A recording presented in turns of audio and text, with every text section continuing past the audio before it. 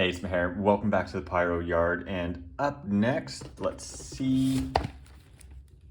We've got Maple Madness from True North Fireworks. Number 2 in the firing sequence is what they suggest. Let's see what they say here. Multi-shot firework cake, up to 12 shots, 20 seconds. Low noise, 35 meters.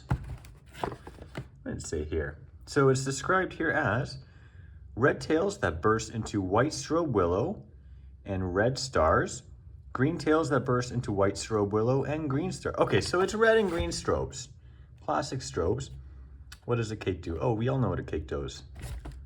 Anything else? Oh, here it is. This side up. Warning, shoots flaming balls, outdoor use only. Height is 35 meters, so everyone needs to be 70 meters back. This one here says bury halfway in sand or soil. What else does it say? Good old ERD notices, and then how to use if you're a certified pyro. 22 millimeter tube size.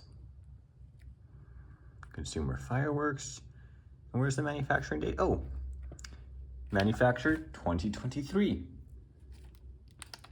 All right. Oh, the fuse is on the top. Hang on a second. That's deceptive.